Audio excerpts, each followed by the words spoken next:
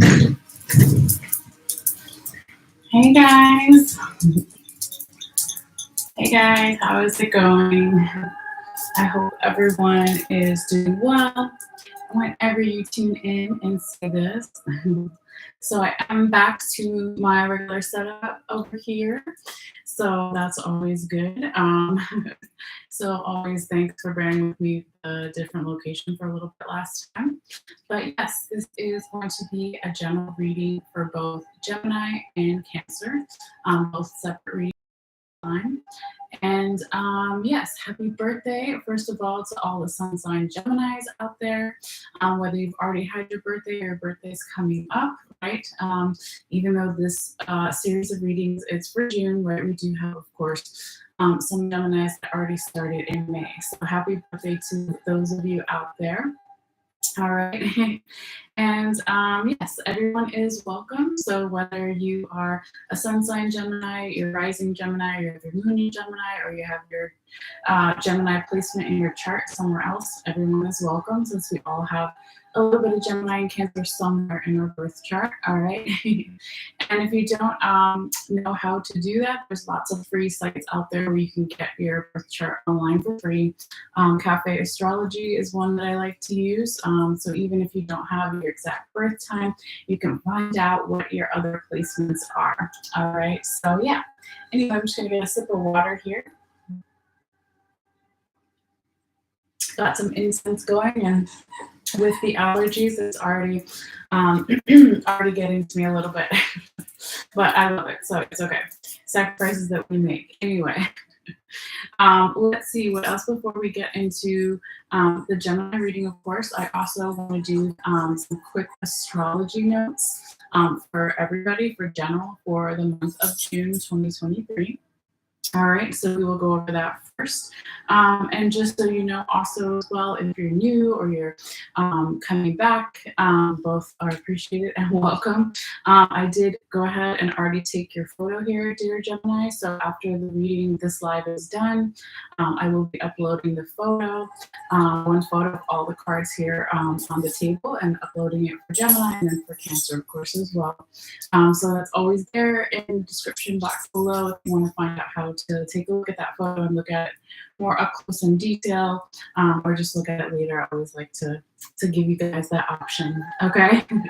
All right, so let's see here, guys, what we have coming up for June. Okay, so we're going to do the astrology notes from June 1st through June 30th, the key astrology placements that are happening. All right, so on June 1st, we have Jupiter is conjunct the North Node, which is still in Taurus. Okay, so Jupiter is the planet of luck and expansion. It expands everything it touches, right? So when we talk about Jupiter themes, it can be travel, education, media, marketing, politics, right? But more the travel, education side of it. Okay, politics, really deep in depth, is more like a Scorpio energy, but there's a little bit there with Jupiter energy as well, since Jupiter is the ruler of Sagittarius. All right. But when this Jupiter is conjunct North Node in Taurus, our North Node is what we're doing while we're on this planet, what our mission is. Our South Node in our chart would be more of our past life lessons that we've learned, okay? Things we may still be carrying through with us, lessons or things we still need to learn. The North Node is what we're doing, let's say, in the 3D here on this planet, or even the 5D as well. All right. So since it's still in Taurus, right, we've got Earth sign Taurus, it can be that there is more stability or more grounding energy around Jupiter themes like education, media, what else did I say? Education, media, politics, just had a brain fart. I'm trying to think of what else. It'll come to me in a minute. All right. So basically, this is a really nice time, like in that first part of June, the first of the month, right? Every time we get into a new month, hopefully we have a little bit of that fresh new month energy. So it could be if we're planning to travel or we're working on certain goals or aspirations, it can be like more easier, slower moving, perhaps a little bit with the Taurus energy, but more easier to get it on the ground and kind of moving. Okay, if that makes sense. Now, since we're talking about Jupiter and Jupiter being the ruler of Sagittarius, then we have, of course, on June 3rd, there's a full moon in Sagittarius. Okay, so I think they call it the flower moon. I can't remember offhand, but I think it's the flower moon. Anyway, every month, right, has a different name. But with this full moon in Sagittarius, with any full moon, right, we can have heated arguments or energy feeling more dramatic or intense, right, either good or bad, right? But kind of things just feeling that culmination energy coming to a head or coming to this full point where it kind of feels like it could be exploding over. So usually we have the full moon energy the day before, the day of the full moon, and the day after is like where it's really intense. And some people like to do their manifestations or their letting goes or whatever right around a full moon. I always say do it when your intuition tells you. So you could do it during the new moon or any cycle or phase of the moon. Whatever feels right for you as intention is the most important. But a lot of people like to get into moon since it's the highest point. So depending on what you're trying to do, right? If you're trying to grow something, do it on the new moon, right? If you're trying to release something, do it on the full moon. That's kind of like a basic way to talk about it, right? But with this Sagittarius energy, it could be that there's more creativity, there's more fire energy, passion. There could also be, what else was I thinking of?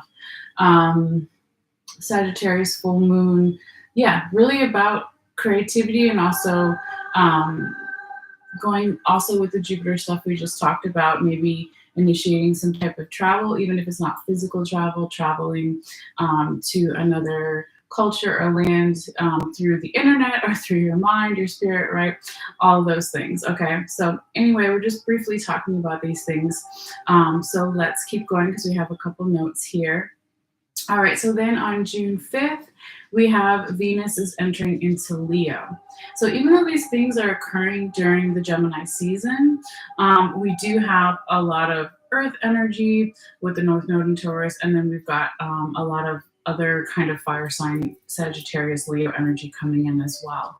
All right, so Venus is the planet of love, of beauty, of balance, right? So it's when it's going to be entering into fire sign Leo, there could be, again, more passion, more creativity, more entrepreneurship, more coming into center stage in certain ways around those Venus themes that we just mentioned. But yeah, it looks and it feels really good, especially because it's basically 2 days that full moon in Sagittarius. So it's really nice. So obviously when we're talking about love and beauty, it's kind of self-explanatory, but when we're also talking about Venus and balance themes, it could be balancing themes around Leo as well. Of course, it depends on where you have Leo in your chart or where you have Sagittarius in your chart too. But it feels like a really nice kind of placement following that full moon here. All right, and then we have, since we're always talking about the moon and the planets, right? We talk about all those things. On June 10th, we have a last quarter moon. And then on June 11th, Mercury enters into Gemini. So Mercury is one of the rulers of Gemini, is their natural ruler, okay? So, of course, this is during Gemini season still, June 11th.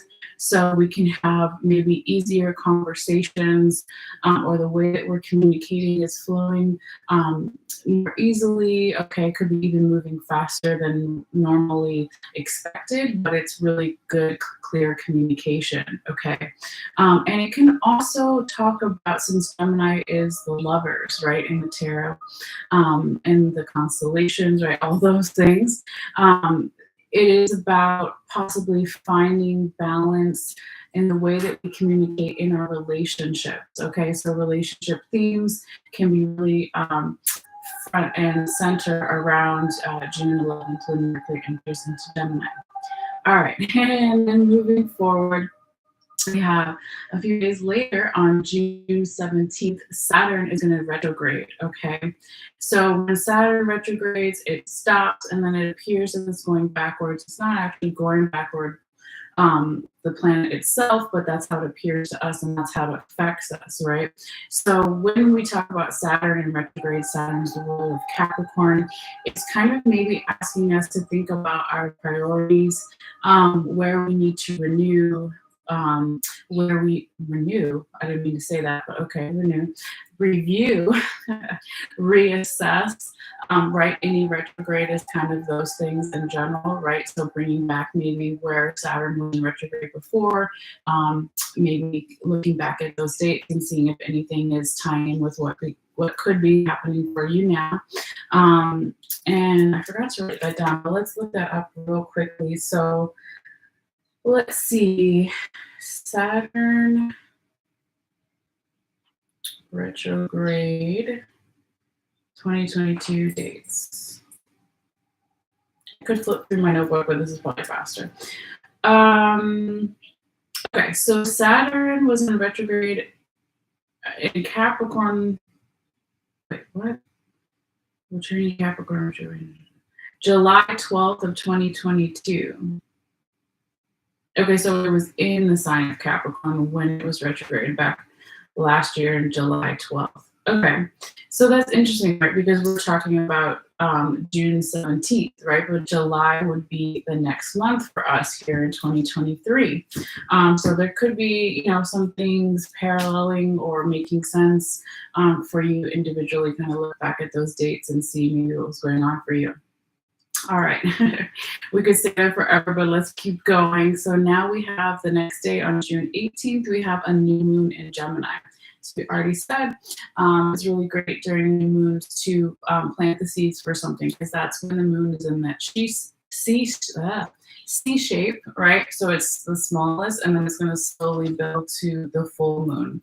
So if there's something that you want to focus on or have your manifestations or intention, that new moon in Gemini will be a really good time to do that. All right, now we have another kind of keynote here with Jupiter during the month of June. On June 19th, Jupiter is going to be sextiling Saturn, okay? And stuff with Saturn, right? So when we talk about Jupiter sextiling Saturn, it can be that we should be talking about our plans for the future. So Saturn, right, ruler of Capricorn, talks about responsibilities, getting serious about things. But when it's kind of sextiling Jupiter, it's planning, right, which is a very Saturn energy, a very Earth sign energy. But it's also like having hope around those plans, or having those plans have, of course, different options, but leaving it open, okay? So it does, feel like a nice energy as well. Now, when we talked about Saturn retrograde starting on the 17th, and we had the new moon in Gemini, then Jupiter sextiles Saturn, then it kind of all comes together because we have the summer solstice on June 21st. So the summer solstice is the height of summer, right? It's, can be a holiday for some people, and just people who are into agriculture, following the seasons of the earth, all sorts of things, right? But the summer solstice is going to be the shortest day of the year. And after summer solstice, even though it doesn't feel like it because it's the height of summer, anyway, here in the US, it is then going to kind of slowly, the light will start to go away as we go more towards the winter solstice, right, which is on the 21st. But the summer solstice, it kind of has the energy of May Day, of fertility, of good times in the summer, right? Fruit, bearing fruit, all those things. Now, there's other things I want to talk about here that are happening on the same day, excuse me, this year on June 21st. So, of course, that's the day that the sun enters into Cancer. So officially we enter into Cancer season starting on June 21st. But the other key thing here is that Ceres, I always say it wrong. Ceres. No, that's not it. Why can't I say this word? Yeah, I'll just say, no, that's not right. It's going to come to me in a second. Okay, if you've seen me before, you know how I am sometimes. But for the new people, yes, I do make mistakes. All right, I'm human.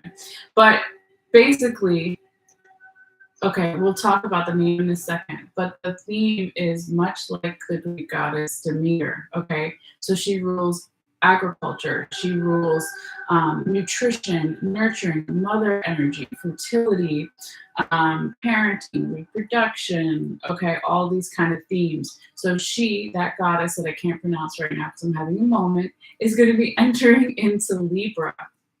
Okay, so this is kind of the second Libra energy we had. Remember on June 5th, we had Venus enters into Leo. Venus is the ruler of Libra. So now we have Libra again, going to bring in some type of balance themes, right? Around all of those things that we mentioned, nurturing, food, education, fertility, parenting, reproduction, agriculture, okay? So she's the goddess of the wheat, right? If you think of Demeter or this one I can't pronounce right now. I think I spelled it wrong here too when I was writing my notes. So anyway, just look up Demeter and you'll get what I'm talking about, okay? But yeah, there's going to be more of this balance and connecting with the earth, right? So again, when we're in that kind of summer solstice vibe, because it's happening on the same day, at least anyway here in the US, we have that summertime weather. It really kind of makes us maybe pay more attention to those things than we would normally, okay? All right, now moving forward, the following day on June 22nd, Vesta, right, which is the planet of partnerships, commitments, and marriages, is going to be entering into Gemini. So even though we're technically in Cancer season at this point, it's going to be going into Gemini, right? So again, when we talk about Gemini, the lovers, we're also talking about balance, reciprocity, equal give and take. But because we're talking about Vesta, the planet Vesta, it is talking about our relationships, okay? So how we interact with each other, our partnerships, our commitments, marriages, etc., right? So it's really wanting us to have more of an open heart, okay? Because it's entering into Gemini around this time, okay? So that should be really interesting, and let me know how it may play out for you, okay? The open heart is always good, right? So then following that, on June 26th, we have the first quarter moon. And on the same day, we also have, on June 26th, Mercury is now going to be entering into Cancer. Okay, so as it starts to happen towards the end of June, I really feel that it is going to, Mercury, the ruler of communications, electronics, right? When it enters into water sign Cancer, it can be almost like communications have a more softer touch to them, a more gentler touch, okay? Or it can be communicating more about our emotions and certain aspects, or being open to that, okay? All right, now the last thing here before we get to the Gemini reading is on June 30th, we have Neptune now going into retrograde, right? So it's going to stop where it's at, and then it's going to start moving backwards. That's how we see it. It's not necessarily what the planet is actually doing, but that's how we feel its effects here on Earth, okay?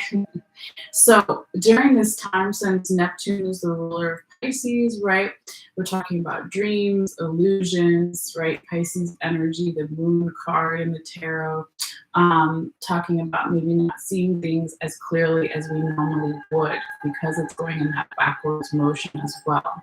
So maybe paying attention to any self-deceptions, any addictions, longing energy, but just really being aware. You all right, baby? You got a little cough? You had a hairball? Okay. Hermes, even though he's a dog, so maybe he got a hairball. All right. Sorry, guys. So really just maybe not seeing things as clearly as we would want to, right? The image would be like a little bit more blurry. So when we talk about that Neptune in retrograde, it can also be really good, though, on the plus side, because this is more low vibrational frequencies, or the shadow side, if we want to say, talking about deception or addictions, not seeing things clearly, right? But on the plus side, it could be that this is a very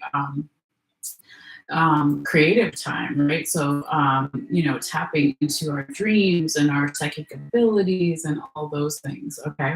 So there's always, going to be different ways of looking at it and affect each one of us differently. All right. So with all that being said, let me look at the time. I think we're almost at 20 minutes. So we're going to switch now and get into the Gemini readings, all right, for Gemini season.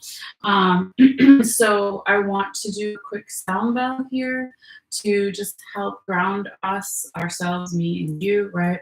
Let go of the astrology notes and all of that stuff we were just talking about and kind of welcome in that Gemini energy. So if you feel guided, you can take a couple of deep breaths whenever or just listen.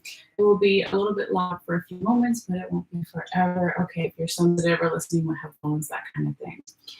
All right, so we're also, when I'm doing this for myself and for you guys, this helps me tap into my spirit guides, guardian angels, what spirit messages I have for you guys so I can be a better channeler and convey messages as clear as possible. All right, let go of anything in the body or the mind that's holding us back and just kind of ground ourselves.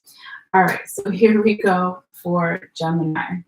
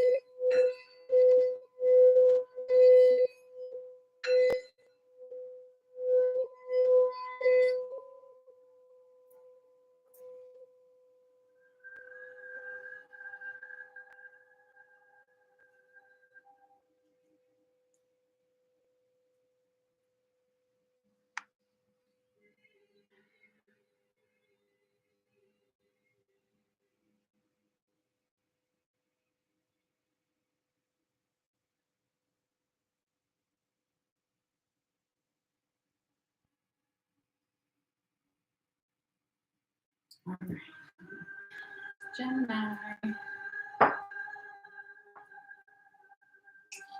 Let's see what we have here for you, Gemini. Like I said before, I did take a photo of all your cards already. So after the live is done, I will be uploading it to my Facebook page. So if that's something that you want to see the cards more up close and in detail and all in one place, all you have to do is click on the description box below and follow the little instructions there. All right, but let's see what we have here for you, Gemini. So I want to again say happy birthday, all the Sun Sign Geminis out there, whether you already had it or it's coming up.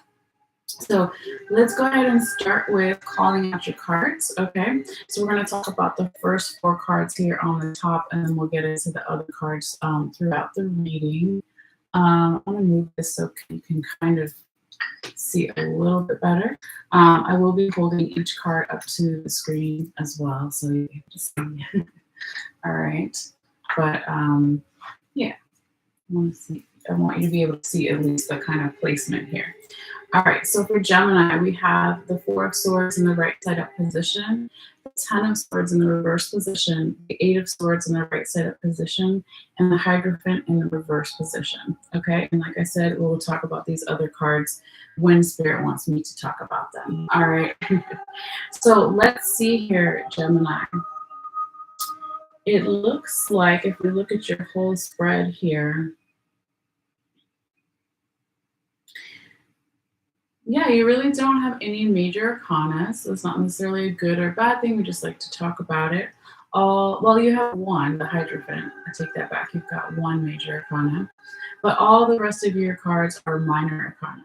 So when we talk about major arcanas, we can talk about a certain amount of change coming up or already taking place, depending on where it is, but because it's over here in that current present energies possibilities area, it talks about some change coming up, right? So we do have, as far as other zodiac signs here, we do have Taurus energy here, Gemini.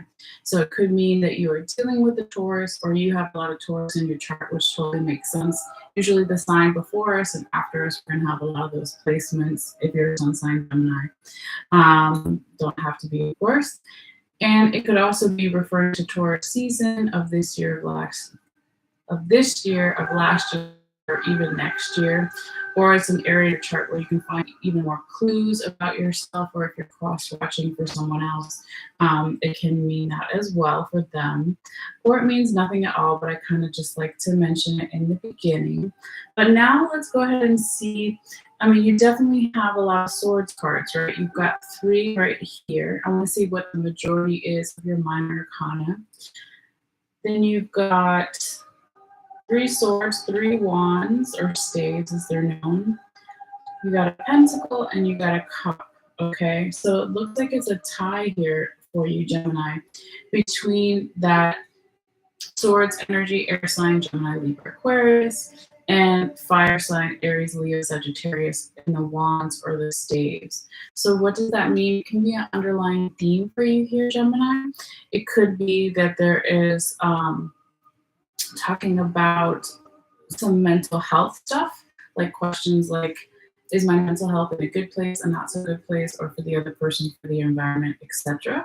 When we're talking about staves or wands, then it can be about our physical body for some, or our health in that way. So it can be talking about, is my physical health in a good place, a not so good place, etc.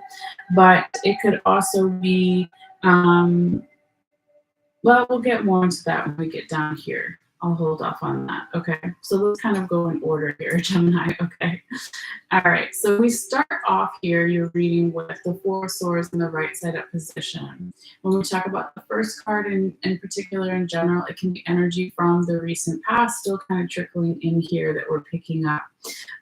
But it's really this energy of somebody or something not wanting to show that maybe they have a little bit of anxiety, worry, or overthinking, maybe burying something, right? So we see this Japanese woman is actually burying the sword in the sand.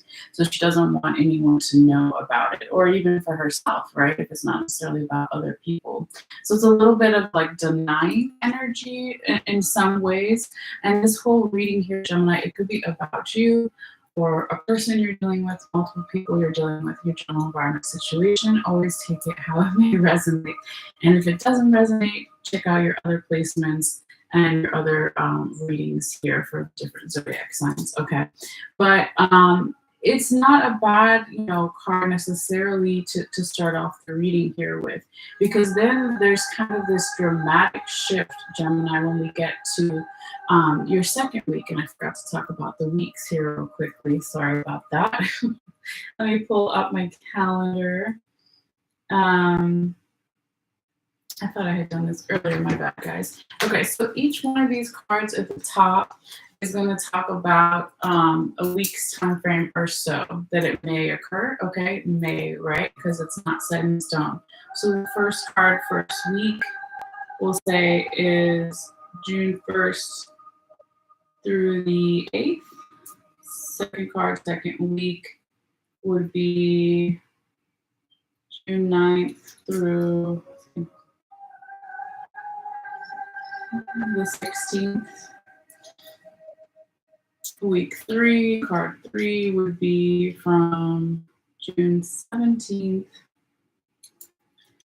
1, 2, 3, 4, 6. Is that right now? Hold on. 1, 2, 3, 4, 5, 6, 7, 23rd. Oh, we'll just put the 23rd, whatever. Okay. And then week 4 is not set in stone anyway, so I don't know why I'm making it such a big deal. June 24th through June 30th. Well, that's not a full week, but whatever. Okay, right, again, they're guidelines, general guidelines. So we'll go over the general guidelines again right now. First card, June 1st through the 8th. Second card, perhaps June 9th through the 16th. Third card, June 17th through the 23rd. And fourth card, June 24th through June 30th or so. None of it is set in stone. Okay, so back to what I was saying here, Gemini. When you go from the 4 of Swords, your first card, right, trying to bury or hide some type of anxiety, worry, overthinking, then there's this dramatic shift where for a brief moment in time, Gemini, somebody or something is letting those things go, because you have the 10 of Swords in the reverse position. That's how you always want to see the Ten of Swords reversed. If it was right up, the worries are still there. The exhaustion, mental exhaustion is still there, but it's reversed. Okay, Gemini. And of course, depending on where you have Gemini in your chart, their sign, right? We ruled by Mercury do have a tendency to overthink. Okay. But then here, Gemini is really interesting. It's like whatever was let go of in that second week, it's not finished yet. And we'll find out in a moment why. Because then you go from Four of Swords, Ten of Swords reversed to now the Eight of Swords in the right side position. So it's almost like you would expect the Ten of Swords in reverse to be following the 8, right? So going 4, 8, 10, but it's going this way. Okay. And it's not bad, right? It's just interesting, and everything does happen for a reason, whether we like it or not, right? So the good thing about this Eight of Swords here, though, Gemini, is she knows that there's something possibly stressing her out or stressing someone else out or her environment being stressful. So she's fanning herself. She's looking at the water. The water in the tarot represents our emotions. So she's trying to use the emotions and balance it with the logical mind, crown chakra, the swords. But she also doesn't want the emotions to overwhelm her to lead to more overthinking, anxiety, worry. But she's working on it. At least she's aware when we have this Eight of Swords energy. So now let's look what's underneath it to find out, why this is showing up here for you, Gemini. So the first two cards we have underneath it is past energy. Could be a couple of days ago, weeks, months, years, etc. Whatever the past is for you. We've got the 10 of Staves in the reverse position on one hand on the top of your deck. And then you had the 4 of Staves in the right side up position, which was on the bottom of your deck. Okay. So it looks like here, and I'll hold it up with the card that we're talking about it with, right? The 8 of Swords right side up. That in the past, there could have been some type of ending, new beginning that had to deal with health. It doesn't have to be, or just our physical body, what we get fired up and passionate about. Both of these cards are fire sign energy, Aries, Leo, Sagittarius, not the particular card, etc., but it's there. So perhaps if there was some type of ending, new beginning that didn't happen in the past or was put on hold, it actually led to more of this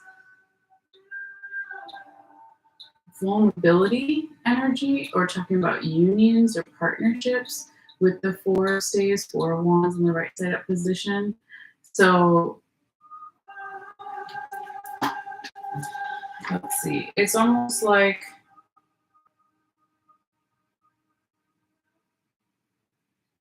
perhaps all 3 of these cards here are leading up to this, right? So it's like Gemini, if somebody was denying their feelings for someone or the way they feel about something, then they try to let it go. They can't. It comes back up, and then it goes back to this past energy where perhaps somebody didn't work on their physical body, their health, or were getting some fired up and passion in their body in some way because they're devoting more of their energy to some type of union, right?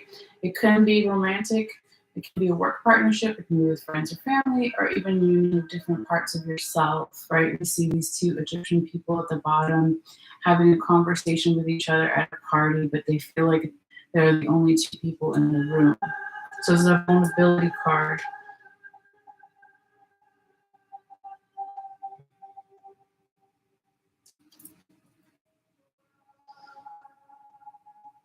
The 4 of Wands not only is a union card, a marriage card, whatever you want to call it, right? Talking about relationships. It can also be like getting advice, right? Getting advice about relationships. Maybe this Egyptian woman and this man aren't necessarily in love with each other. Maybe they're going to each other for advice about their love relationship, about their work partnerships, friends, family, etc. But let's keep going and see what's underneath it, because Spirit this time, Gemini, put all of your cards under this Eight of Swords here to, again, give us more information, okay? So now, again, past information, could be a couple days ago, months, years, etc. Okay, whatever the past is for you or them. So this time we have the Eight of Pentacles in the right side up position, and we have the Four of Wands in the right side up position. So you have a repeating card here, Gemini. Let's stop right there, right? Four of Wands in one deck, and the Four of Spades in the other. Same card, just different names and different ways they're shown in each deck, okay? What they call the Four of Wands in this deck is Lord of the Perfected Work, okay? So you see these two kind of swans coming together, two hands holding something between the swans and between the Aries ram, right? Because we said fire sign, Aries, Leo, Sagittarius. So it's almost talking about, again, partnerships, marrying, coming together. Hopefully you can see the card without this light is so bright. If I turn it that way, this way. It looks really bright to me, but hopefully you can kind of see the general outline, or just trust me when I describe what's on the card here. So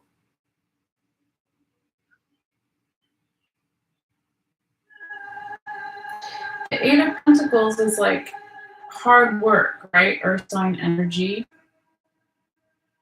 evaluating what's done and what still needs to be done. So it's like someone put a lot of effort perhaps into this union, this advice in the past. All right, let's keep going though, because I'm not sure exactly how it's all coming together here. I mean, I feel it, and hopefully I'm describing it well. But let's keep going. Okay. So now, Gemini, when we get to your fourth card, fourth week, we said it could be from around June 23rd, 24th through June 30th, maybe even into the first week or so of July. We have the Hierophant in the reverse position. That's the Taurus energy, okay? And so this is talking about perhaps not feeling in your leadership qualities. If this reading is, you're coming to it for stuff about yourself, or the other person is not feeling like a leader or not feeling confident in some way. It could also be that you lost faith in a teacher, mentor, spiritual guide, etc., or someone else has. It could also be, when we talk about Hierophant energy, we talk about schools and institutions, government.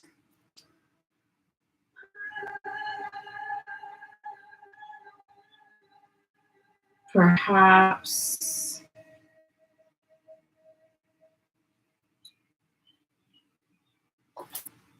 well, I don't feel that it's necessarily like money, because I was like, okay, so what it could be is like you don't get the loan that you wanted, so you can take some schooling, right?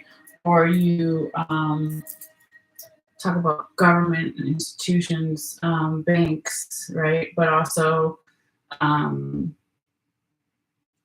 can't think of the right word. Hold on. Like housing, government housing, not necessarily, but yeah, it just feels like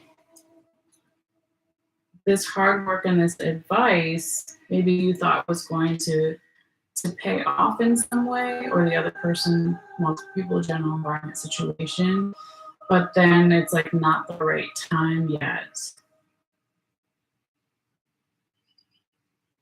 Either because the leaders or the confidence is not where it needs to be, it's not there yet, or it's saying something in general with these higher forms of institutions, government.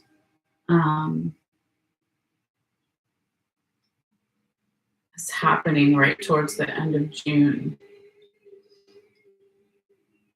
I know here in the US, right, we're in debt right now, and they're talking about, we could go to another recession. that kind of thing. So that could have something to do with it, but not necessarily for everyone, right? I feel that in general, just put that aside if it doesn't apply to you, right? That it's just somebody needs to work on their confidence, needs to work on their leadership qualities, or they need to find a new teacher, mentor, spiritual guide, because the one they had before is not who they're connecting with now, or is not who you're connecting with now. Okay. But let's keep going. We're not done yet. We're almost there. Okay. Because what makes me happy, even though this is kind of a difficult reading, Gemini, and of course it's during Gemini season. So I was like, damn, I wanted it to be, a little bit of an easier reading, but I don't control what comes out. And I always confirm if you've seen me before with Spirit that they want these specific cards, and they did, okay? But the good side of what I was about to say was your tarot confirmation card over here is offering a little bit more light, coming around the horizon here, okay?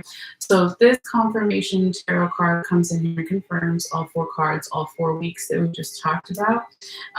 And so it's a combination of past and future energy, so it's still like possible, right? I mean, nothing is necessarily set in stone, but this is a beautiful card. You got the Ace of Cups in the right side up position, and let me just stand up for a second. I don't know. I might turn this light off because it's so freaking bright, or move it up or something. I want you. It's really beautiful. Okay, so when this Ace of Cups shows up, is talking about endings, new beginnings, something emotionally fulfilling or satisfying. Your cup is runneth over, okay? That's beautiful, right? And in particular, when we talk about the Ace of Cups, we have this lotus flower at the bottom.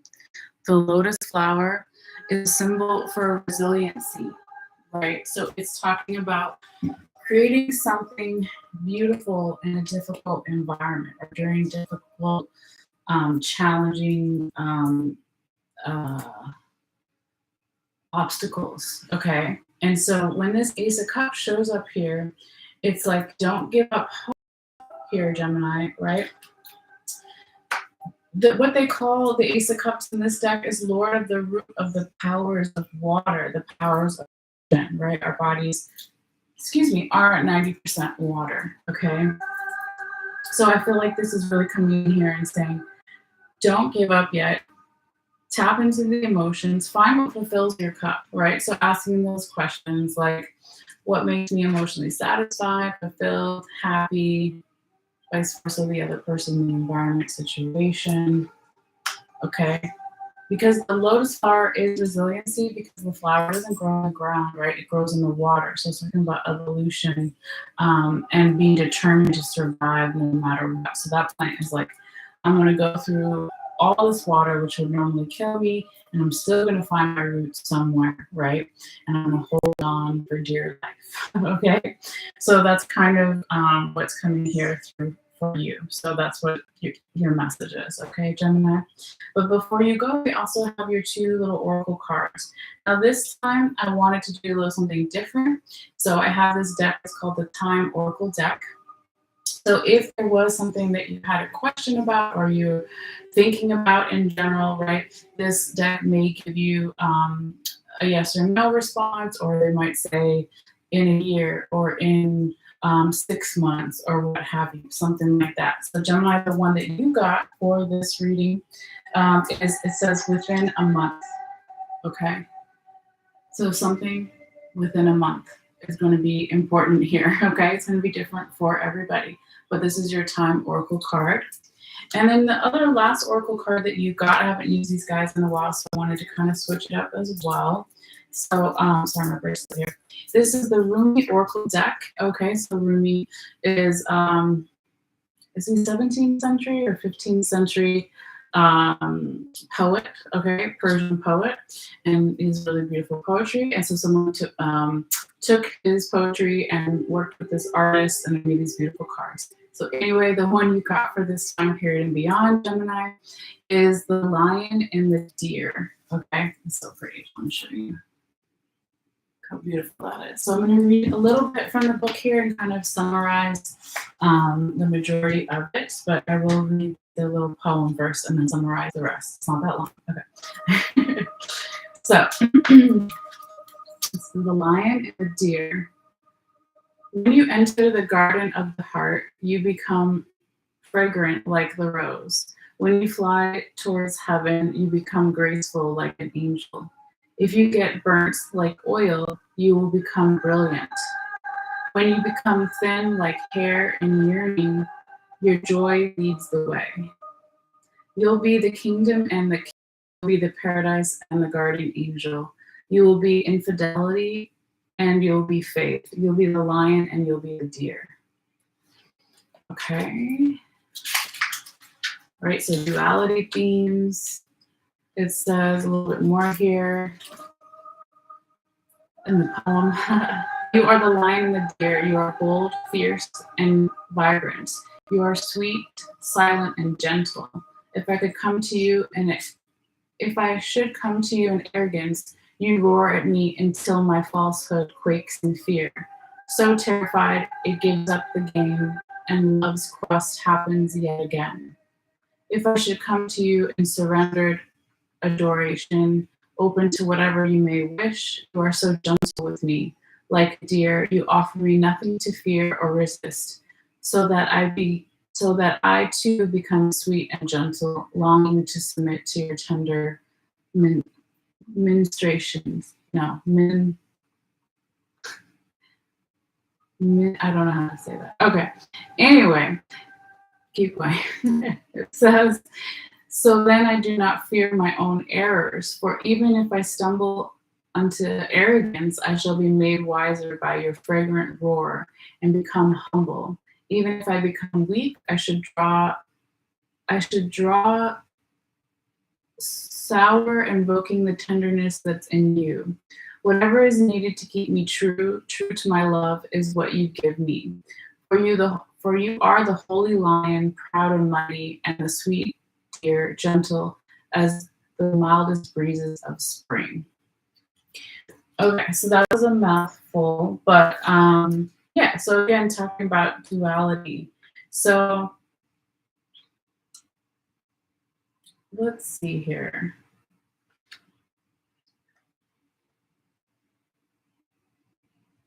It says, the guidance this oracle brings you is that you shall prosper most now if you're willing to unbecome what you have believed yourself to be.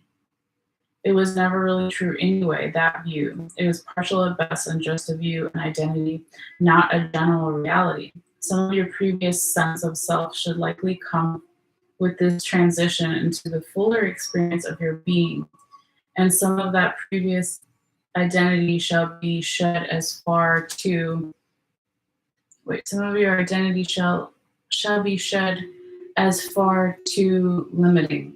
So just don't feel it just didn't feel true for you anymore, if it ever did.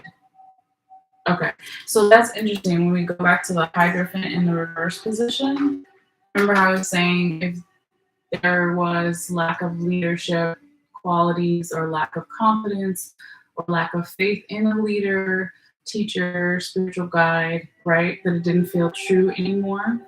That's, I don't know, I said something similar to that earlier, so that's just weird that it said that, right? Like that person or that thing or that phase is not true anymore, right, towards the end of the month. But then we still have that Ace of Cups over here wanting to come in. All right, anyway, there's always a little ritual you can do with these cards, so I'll just read it real quickly. So it says, say aloud the following if you feel guided. Rumi, who loves me unconditionally, bear witness to my declaration now. I honor the sacred maturity within me that bestows upon my consciousness this sacred task. I have accepted the fundamental goodness of my being and can now cast aside all notions held of myself and require into my wholeness. What nestles alongside this goodness? All nestles alongside this goodness, of course. I am unafraid, I honor my heart, and it is big enough to hold all my nature within its graceful light. I witness my darkness with compassion, and I become able to dance with all of my being, light and dark, in graceful acknowledgement of my divine wholeness. This gentle acceptance of all of me now brings me peace. This acceptance allows the divine to live fully through me as a vessel for the greater mysterious plan unfolding upon the earth. With reverence, respect, grace, and surrender, so be it. And then it says, sit quietly for a few moments and gaze at the image upon this card. Notice the colors, the interplay of light and dark that create this one beautiful image. This represents you. All light and dark would have no art. All light and all dark would have no art at all, remaining only extremes. It is the interplay of light and dark that enables the living art and process your soul to become to come most fully to life.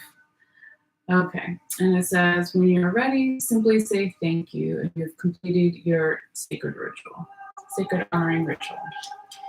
Okay, so very interesting. I like this card here for you, Gemini. I feel like it does go with the rest of the reading. So hopefully you got something from this. And yeah, always feel free to comment and let me know if you feel guided. But now we're at 51 minutes or so. So I'm going to go ahead and release the wonderful Gemini energy and switch over to Cancer. All right, so I'll make a mental note for later for the timestamps, okay, for people who are tuning in later. So what we're going to do is we're going to charge the cards with some crystals and, of course, do some shuffling. We'll probably do another sound bell to release the energy and welcome in the new, right? Okay. So let's see here. And all the, here we go.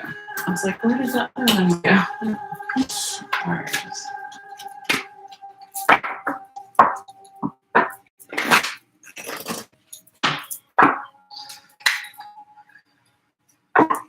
Shuffle these.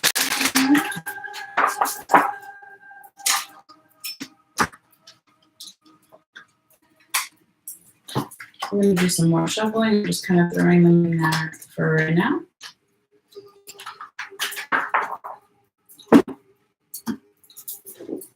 Got this little guy right here.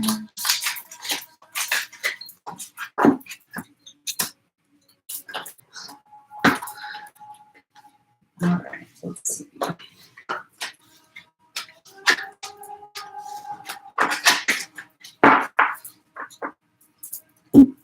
There's some share crystal. All right, so let's do our sound bell here for Cancer. And I also want to light a little bit of incense. We do sound bells to ground and clear, but also to clear the energy of the cards. Smoke is another great way to do that.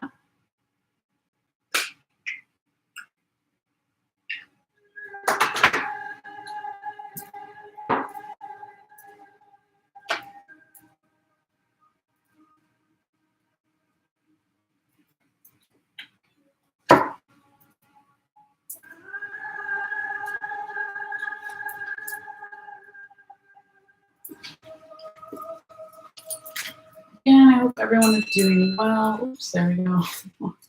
Whenever you tune in and see this,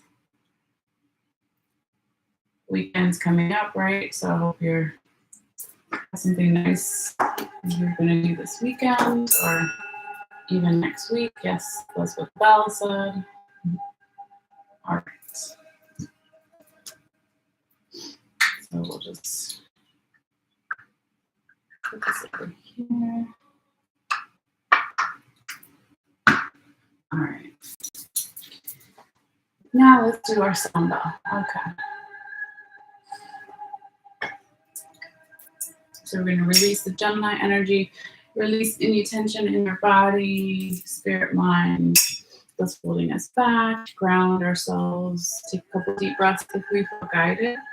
And this is also to make me a clear channel for spirit to give messages as clearly as possible for you guys for the greater good of all. All right. So this is for Cancer.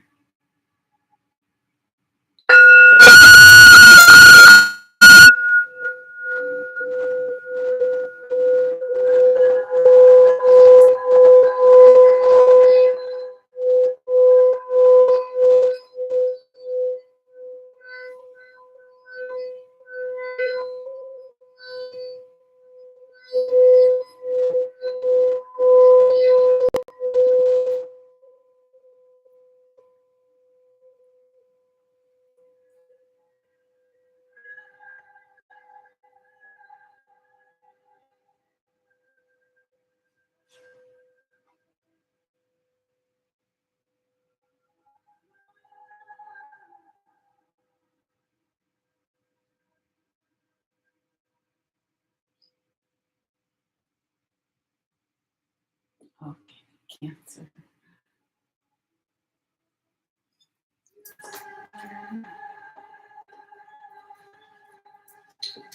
All right, let's do some shuffling here. Spirits guide my hands. Messages for water sign Cancer, the crab, for June 2023. Messages for Cancer.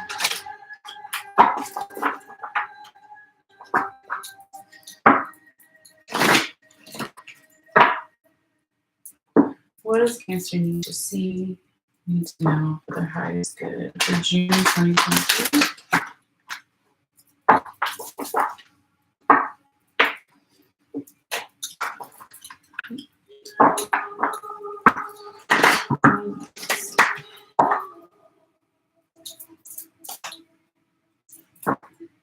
Water sign Cancer for June 2023.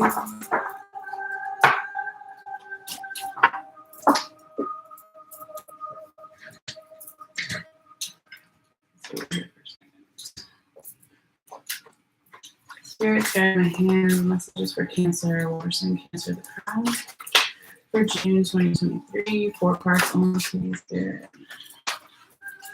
Messages for water sign Cancer, the crown, for June 2023. What do I need to see? What do I need to know? Spirits guide my hands. Messages for water sign Cancer, the crown, for June 2023. I'm going to take the top and the bottom.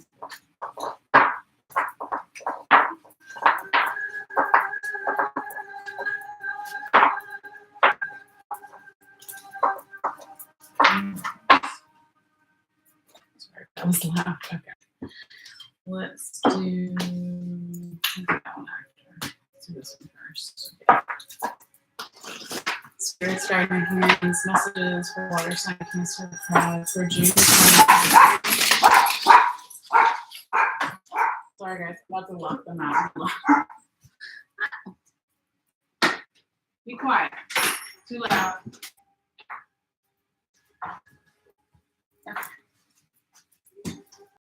Chasing the mailman.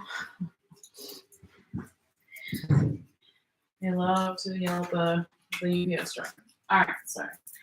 Cancer. Messages for water sign Cancer, the crab, for June 2023. 1 card only, please, spirits. Messages for water sign Cancer, the crab, for June 2023. Okay.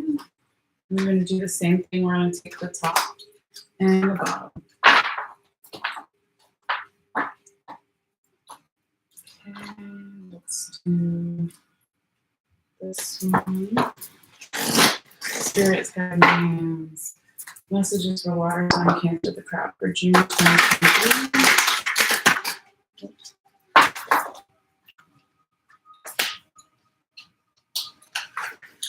Spirits, do you want this blessing of the Sahara or the card for this Cancer reading? Okay, that was fast. It just like flipped over. All right, so we'll take that.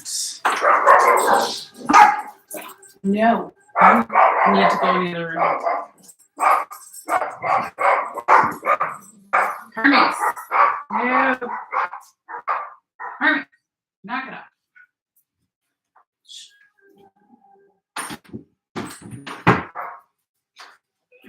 Okay, now I really locked them out. All right. So now let's confirm with spirit guides how they want to receive all these cards.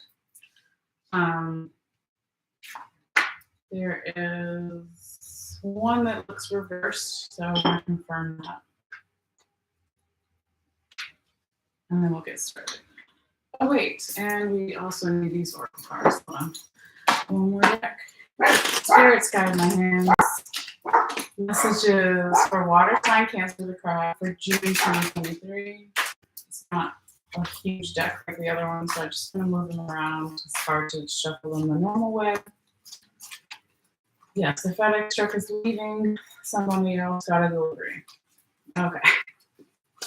Guys, please. All right. Messages for water sign Cancer, the crab, for June 2023. 1 card only, please. Spirits. Cancer. All right. Now let's confirm this. Spirit says you want the 8 of Sacred Circles in the reverse position to represent the 3rd tarot card for this Cancer reading. Okay. And Spirit says you want the 9 of Wands in the reverse position to represent what's on top of this Hermetic Tarot deck for this Cancer reading. Okay.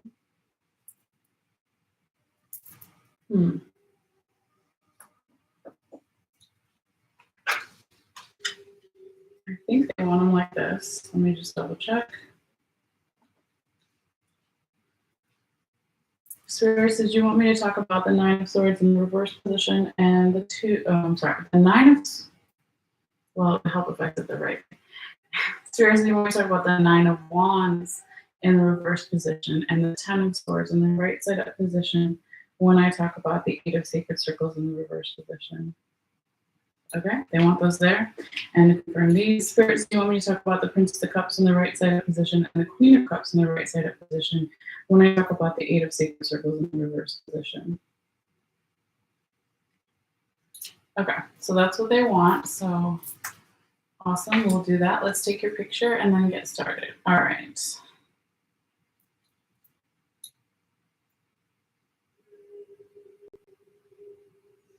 That way I don't forget.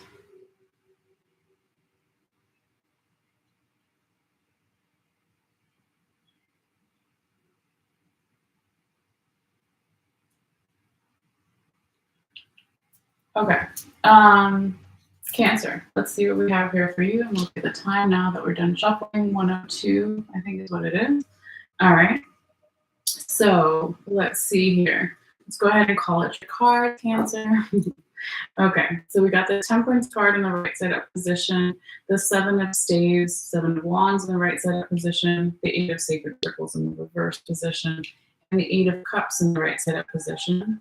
Okay, and then we'll talk about the other cards when Spirit wants me to do that. Okay, but yeah, let's see here, Cancer.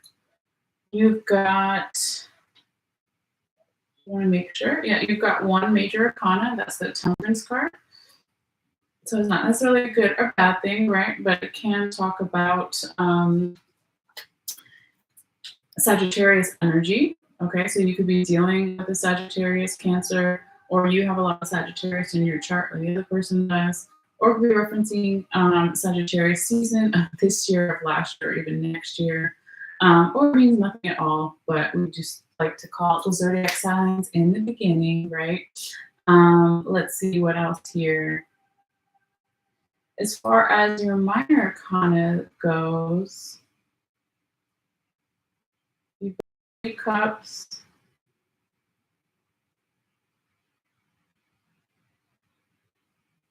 you've got 2 wands, 2 swords, 1 pentacle in the major, right? Okay, so then it's probably cups, right? So that's the majority. So what does that mean? It can be an underlying theme to your reading. Cups in the tarot talk about our emotions.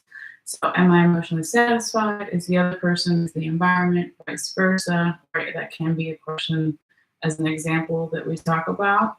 It can also be just getting our emotional priorities in the right place, or figuring out, yeah, what we want emotionally, or what the other person wants emotionally, environment, etc. Okay, so just kind of keep that in the back of your mind. But let's go through the rest of your reading here in order.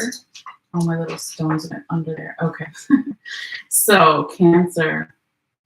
Yeah, let's start here with your first card, and we'll talk about the weeks, right? That things may occur as a general guideline. So the first week, what do we say? It could be June 1st through the 8th. Second week can be from around June 9th through the 16th. Third week can be from around June 17th through the 23rd. And fourth week can be from around June 24th through June 30th or so, maybe even the first week of July, right? All right, again, those aren't set in stone, just general kind of guidelines.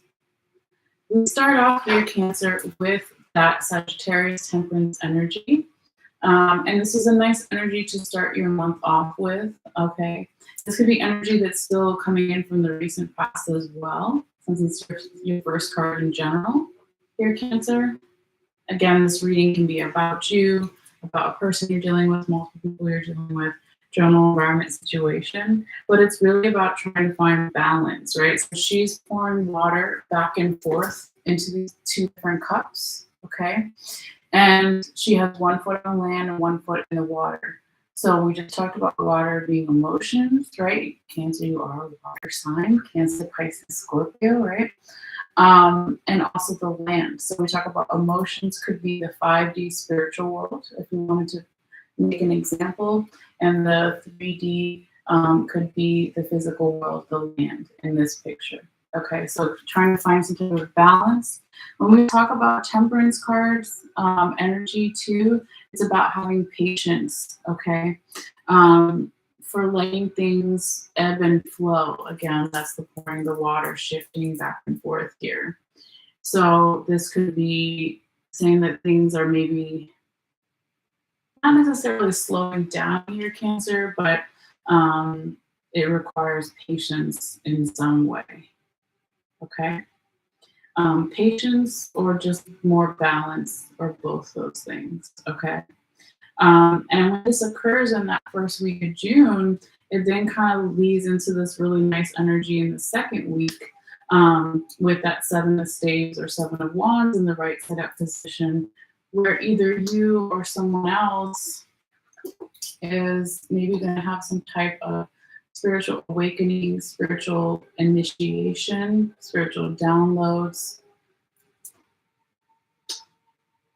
It can also be about having better health. When we talk about wands or staves, we're talking about our physical body, right? But this person in the center, they have their hands open and ready to receive like this. And they're praying to some like Egyptian kind of gods. That's just how the card is depicted, right? But it's just being open, ready to receive. Okay. You even see on top of the card, there's like, if you turn it upside down, it looks like a woman, right? And she has her arms up in the air like this, and she's naked. So it's almost like talking about birthing something, again, initiation or coming into some spiritual new awakening. Okay. So I like that. I forgot to do this for the Gemini reading, but it just slipped my mind, right? I usually try to talk about what, if there's a week or two where there's something that you want to accomplish, right, during the month of June, when would be the best time to do that. For you, Cancer, I would say the first 2 weeks of June are looking better than necessarily the third and fourth week. Not that those are bad in any way, but the energy here in the first 2 weeks is better. Even the second week, actually, I like more, even moving forward with that open energy and being ready to receive, being more abundant, maybe taking the time to be patient and let the universe bring in what it needs to here for you or for them or for the multiple people general environment situation. Okay.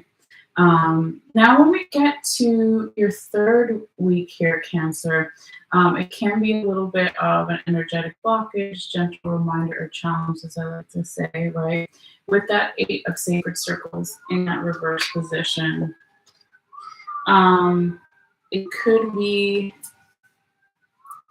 that you or someone around you is having a hard time learning something new, some type of new craft or skill that you really want to do or they really want to do. It could also be that this is a slowdown of energy, right? If the 8 of sacred circles or 8 of pentacles are the right side up, it would be like this woman is making all these drums really fast because these drum orders keep coming in and there's not enough drums for all the people that want drums. But it's reversed. So it's like there's not enough making of the drum, there's not enough orders, there's just this slowdown of energy. And it can also be that perhaps somebody is not having the right evaluation of what is done and what still needs to be done. Okay, so this can be you with yourself, or you with others, or others looking at you, or you looking at others, right? However it is. It could be that like those first 2 weeks of June, we're feeling very abundant, and then something comes in here in that third week that triggers you or triggers them, that slows down the energy. Okay, but let's look what's underneath it to get more insight and figure out why this card is here. So these these 4 cards underneath are all past energy. So a couple days ago, weeks, months, years, etc., whatever the past is for you or them. All right, so let's start with the 9 of Wands in the reverse position and the 10 of Swords in the right side up position. Okay. And again, we're talking about with that 8 of Sacred Circles, or 8 of Pentacles in the reverse position. So Cancer, looks like here in the past, somebody was,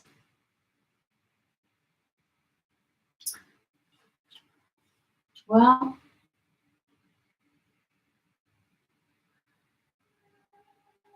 I want to say letting go of defenses in certain ways, but not necessarily in the best of ways. Okay, if that makes sense. So this person or this energy, or you yourself in the past, perhaps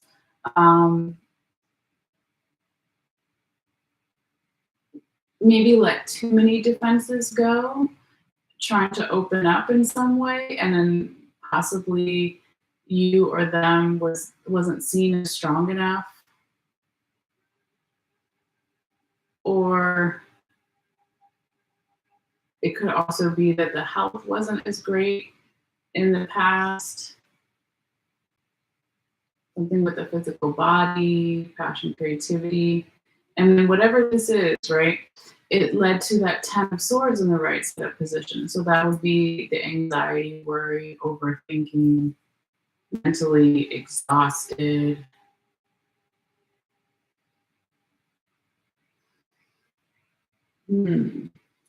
I feel this could also be Cancer that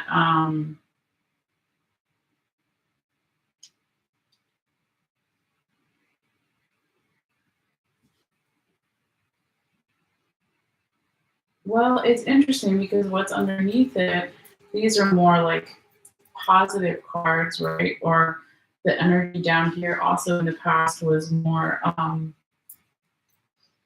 I had more movement around the emotions, right? Because you also have the Prince of Cups, Queen of Cups. Could also be in the past, there was more emotional movement and progress. There could have even been some leveling up, right? When you go from a princess to a queen, a leveling up in some area of your life or multiple areas of your life. And maybe also integrating some type of non-traditional energy with the Morgana figure here, with the Guinevere figure, trying to find and appreciate the non-traditional energy with the more traditional energy.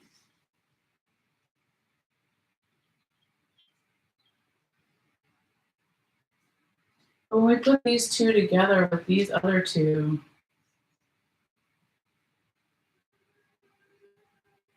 somebody wasn't strong enough in their physical body, or they put too many defenses down.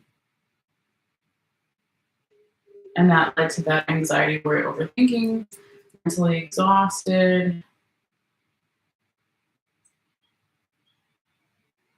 So it's weird when it all comes underneath that 8 of Sacred Circles in reverse. It's almost like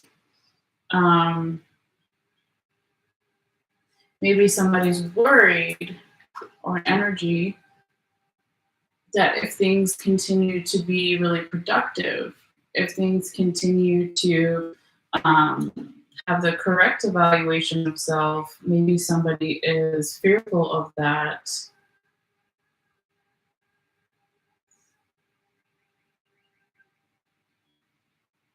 Why they would or you would be fearful of that, I'm not sure.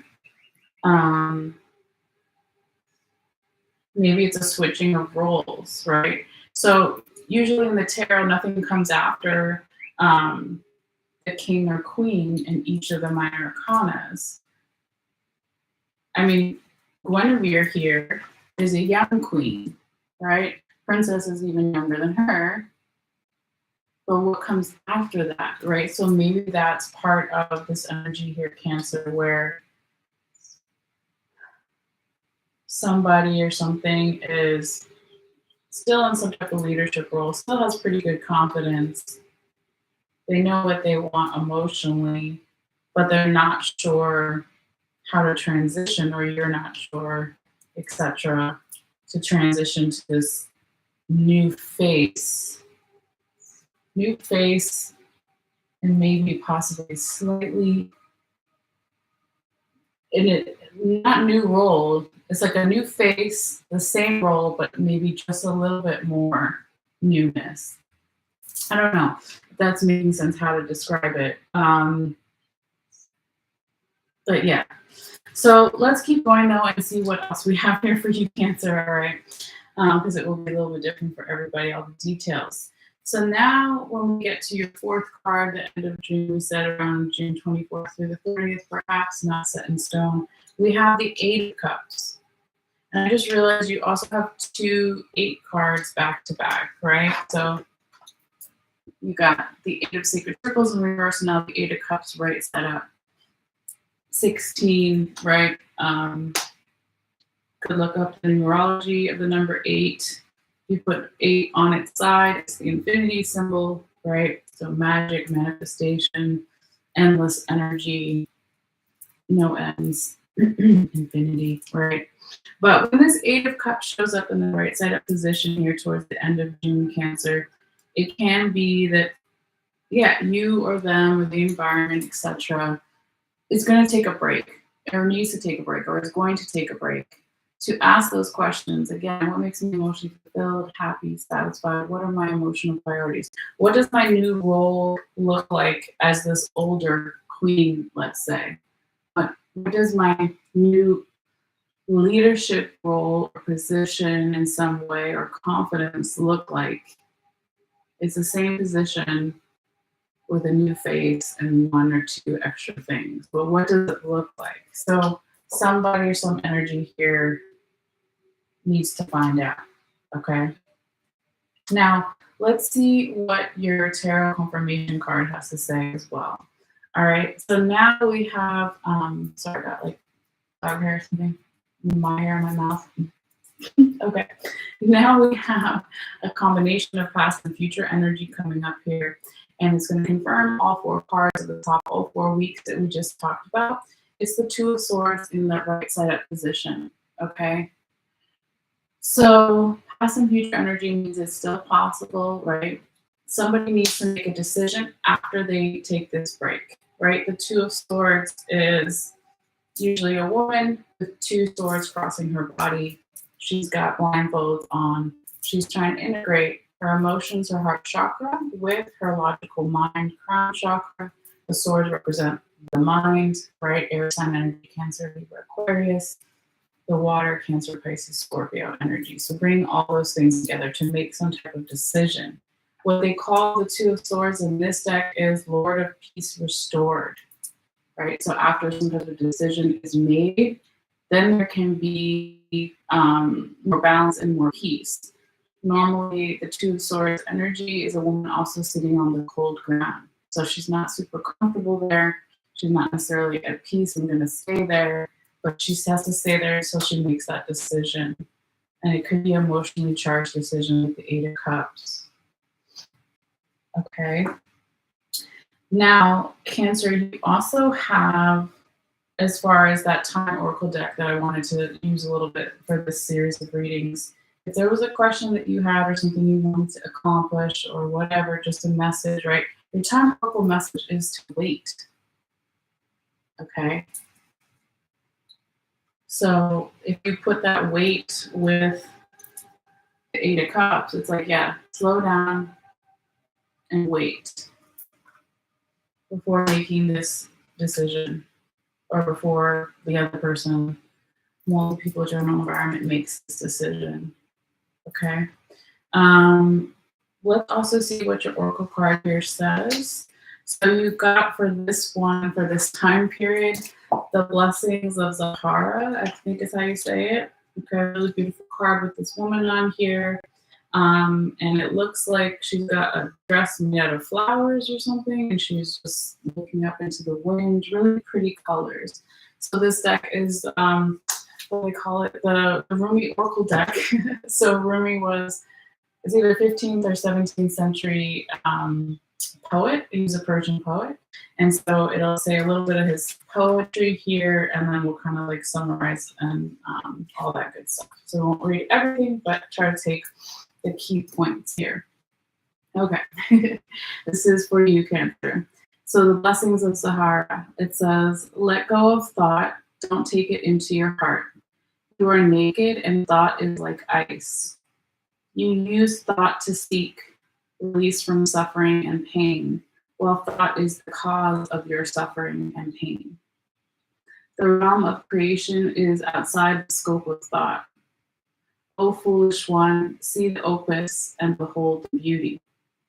Look in the direction from which the images flow. See the brook that causes the wheel to turn.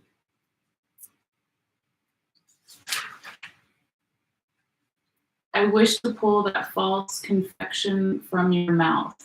Oh, I know you will open your mouth even wider to scream, like the terrible cry of a toddler denied. But the moment you open your mouth wide and draw a breath to bemoan the outrageous travesty of your loss, I shall shove my divine finger, dripping with nectar, into your gaping mouth. I'll let you suckle then, surprised and contented by the sweetness that surprises all other sweets. Okay. Interesting. I wasn't expecting that. It says, when we are hungry, we reach for the food that is available. If we are starving, we may gorge upon what is before us, only to find ourselves overfed, unnourished, and in the most uncomfortable, dissatisfied state. Your soul needs better quality food. It has been detoxing. Okay. This oracle comes with special guidance for you. You're being given a blessing of Sahara, of radiance, of brightness. This blessing has a purpose. It is to clear out that which would obstruct your full unfulfillment, to support the divine jewel of your soul, in shining. You've been given an opportunity supported by life, by the earth, by the grace of the divine beloved, to shed toxins from your being. They may be physical, and they may equally be of emotional, psychic, or psychological origin.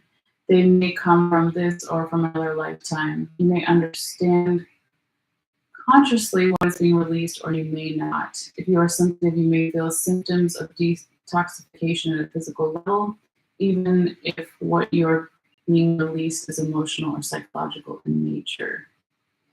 Okay, so this oracle brings you the message that something appears to be leaving your life, even something painful to release. It is because it is no longer healthy for you, or no longer supportive of life for you. There's something more loving and beautiful awaiting. Do not try to feast upon scraps. Stop scrapping in the dirt for stale breadcrumbs. Rise up and move towards the seat of a heavenly table gleaming before you for a greater feast that awaits your attendance. Wow, interesting. Okay, so the releasing that it was talking about, the walking away that it was talking about, the walking away. That's the Eight of Cups, right? They almost have similar colors in the cards too, like those deep purples and greens. See that? I didn't realize that before. All right, let's see what this little honoring ritual says, okay? Okay, Cancer, it says, I call upon El Sahara, the merciful divine one, shining with grace, and Rumi, who loves me without condition. I call upon the healing angels, and I will say the following declaration with grace. I accept the shedding of that which no longer I accept the shedding of that which is no longer worthy of me. I allow myself to release with merciful grace what no longer feeds my soul with the truest of nourishment. I'm open to receive through unconditional love, healing support, intervention, and protection, that I may shine with the divine radiance bestowed upon me in this blessing. I surrender my attachment to scraps and open my mind, body, and soul to the greater feast. In the profound gratitude, I bow to the compassion that leads me to the banquet of love. So be it. And then it says, after you think about this or say this, then you can lie down and rest for how long you may need. Healing will happen during this time, so try to rest for at least 5 to 25 minutes if possible. Following your rest, you may like to take a shower or bath using a handful of regular salt as a gentle body scrub to support your psychic or physical cleansing process. This is an act of self-love. You have finished your sacred honoring ritual.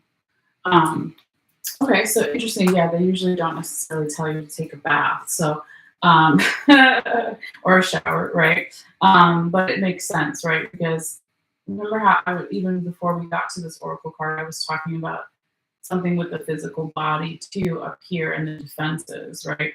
Not in the past being where it needed to be because too many defenses were let go, and then maybe the physical body was vulnerable, or it was the psychic thing that it was talking about, or the psychological, or all those things. But yeah, Epsom salt or salt in general, if you don't have Epsom salt, is really good for just clearing and cleansing in general. Okay. But yeah, that is your message, Cancer. I hope you got something from it, and always feel free to let me know in the comments down below how things are going for you or how they may go later. Also wanted to say that if you want to see the photo after this is done in a few minutes, I will be uploading it. All you have to do is click in the description box below and follow the instructions there, and you can see all this again in one place if you feel guided.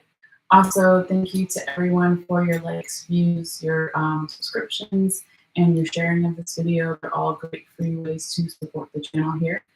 So if you haven't subscribed yet and you want to, all you have to do is hit the subscribe button, and it'll just notify you when I put out new videos, as long as you have a basic YouTube account set up.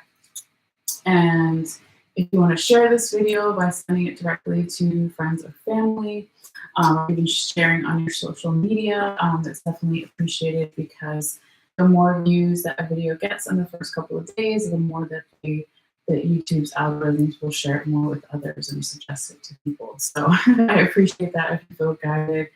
So what did I say? Subscribe, share, and yes, of course, like if you want to and if you feel guided, or even dislike any interaction with the video, even like comments, good or bad, right?